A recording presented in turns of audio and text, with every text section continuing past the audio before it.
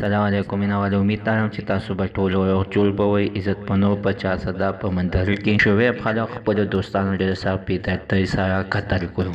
زه مینوالو دوستان ولې داسې غلط کار وکړو چې خپل دوست یې قتل کړو. ټول معلومات عزتمن زه تاسو سره په دې ویډیو کې شیر کوم. موږ دا ویډیو تر اخره پورې ګورئ چې تاسو ته پوره معلومات در ورسېږي. دې معلومات نه مخکې زه تاسو ته دا یادګینه وکړم، تاسو که چېرې زموږ په دې سوپر کلیک چینل کې نوي وئ، چینل هم نوي سبسکرایب کړئ. مهرباني وکړئ تاسو زموږ د سوپر کلیک چینل د سره سبسکرایب کړئ. خوا کې ورسره د ټلۍ نشان ووهه چې هر یوه نوې معلوماتي ویډیو تاسو ته په اسانۍ باندې در ورسېږي. عزتمنو اوس تاسو ته هلته ظلم زیاتی کېږي چې تېره ورځ عزتمنو څنګه په منظر کې د شعیب خلک سره شوی دی. عزتمنو شعیب خلک به په خپله باندې په هاسټل کې سبق ویلي، په هاسټل کې به پاتې کېدلو چې عزتمنو نن سبا دغه شانتې د یخنۍ چوټنې دي. کلي ته راغلی و چې کلي کې ورته عزتمنو خپلو امزولو نشو کتلی. عزتمنو دا ډېره سخت قابله مو خپل امزولو ته عزتمنو نیم نه پاتې کېدل چې ګویا دا موږ دلته کې څه کوو، په پولو باندې ګرځو، ښکار کوو او دا په پېښور کې سبق وهي، مزې خوري. یعنې ده وکړ مینوالو خپل دوستانو دغه شانتې په طریقه باندې